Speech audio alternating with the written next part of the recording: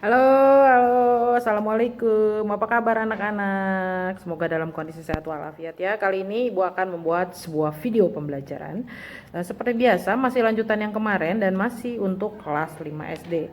Kita memasuki PB5, masih di subtema 2 di tema 1, organ gerak hewan dan manusia.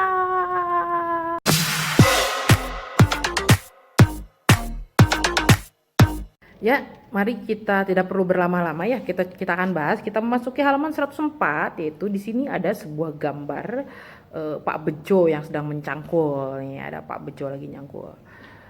Sudah tua tetapi masih kuat mencangkul ya. Tulang dan otot-otot tangannya masih kuat mengayun cangkul yang berat ya. Kakinya pun masih kukuh berdiri dan berjalan di lumpur yang pekat. Puji Beni, si Beni pemuji ya. Di sini ada sedikit wacana, kamu silakan baca ya.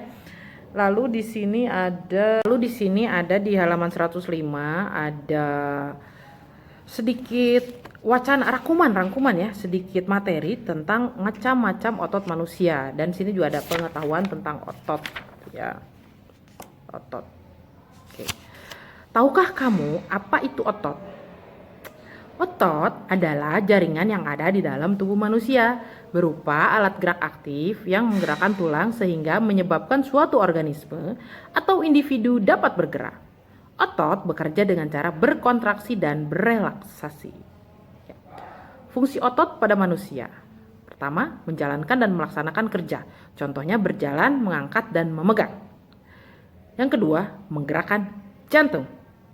Yang ketiga, mengalirkan darah yang terdiri atas zat-zat yaitu nutrisi, oksigen, dan lain-lain. Ibu sudah pernah membuat video tentang otot, itu ada di sini ya. Linknya nanti ada di bawah di kolom description ya. Silahkan kalian klik di situ. Itu dijelaskan tentang macam-macam otot manusia ya.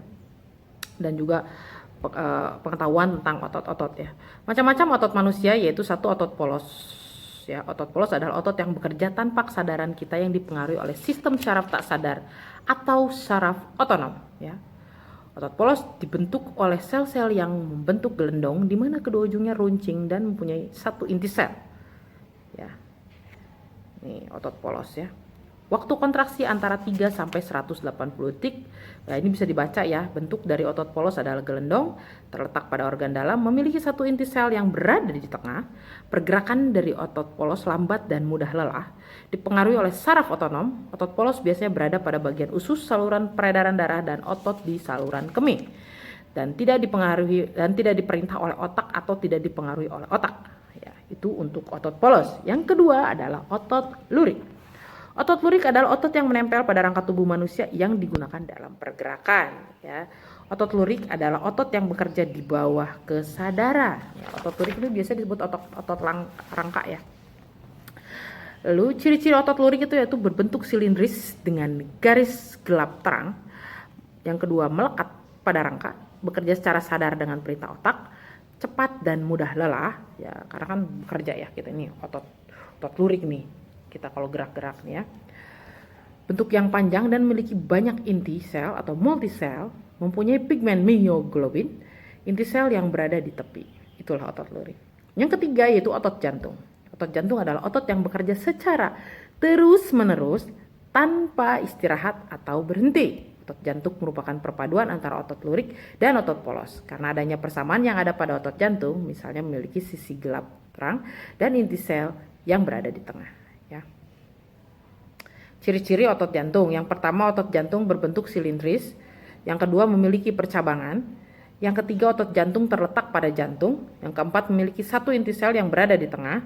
Yang kelima, bekerja tanpa kesadaran manusia ya, karena nggak kerasa ya kalau jantung, kecuali memang punya penyakit jantung yang berdebar-debar ya, berasa kan nih, kecuali kita pegang urat nadi. Dan bekerja secara terus-menerus dan tidak membutuhkan istirahat ya. Untuk jantung kalau berhenti ya orang mati. Oke, sekilas itu tentang otot. Mari kita lanjutkan ke halaman 107, yaitu di sini ada ayo mencoba. Nih, kalian bisa lihat di sini ada otot polos, otot lurik, otot jantung. Kalian tunjukkan, ini ada gambar manusia dan otot. Silahkan kalian tunjukkan yang mana otot polos, otot lurik, dan otot jantung. Ya. Lanjutkan lagi, di sini halaman 108, 109 ada sebuah wacana tentang otot manusia. Silakan kalian baca dan menuliskan ide pokok di halaman 109. Ibu rasa ini sangat mudah ya. Sudah ada contohnya juga untuk paragraf 1, otot-otot dalam tubuh manusia memiliki beberapa fungsi. Tetapi fungsi yang utama adalah untuk bergerak. Nah, itu dia ide pokok yang ada di paragraf 1. Untuk halaman 110 di sini ada ayo berkreasi ya. Kalian masih ingat gak dengan pengertian unsur-unsur yang harus ada dalam cover yang ada di video sebelumnya? Pada saat itu Ibu sudah menerangkan. Di sini ada keterangan dua macam desain dalam buat cover, yaitu cover dengan latar berwarna putih dan tulisan sederhana, dan yang kedua desain penuh gambar dan warna. Kalian bisa baca pengertian-pengertiannya di sini. Nah, di sini ada tugas nanti di halaman 111, yaitu buatlah cover buku dari bacaan berjudul Otot Manusia yang sudah kalian baca ya tadi ya. Gambar yang kamu buat haruslah memperhatikan unsur-unsur dalam buat cover seperti yang sudah kamu pelajari sebelumnya. Berarti unsur-unsur kamu buka video Ibu sebelumnya, kalian bisa lihat di situ unsur-unsur dalam membuat cover itu seperti itu. Oke. Finish ya.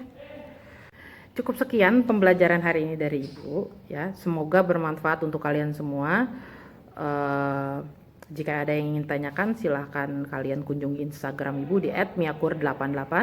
Kalian boleh bertanya di direct message. Oke. See you on the next vlogs. Bye bye. Wassalamualaikum.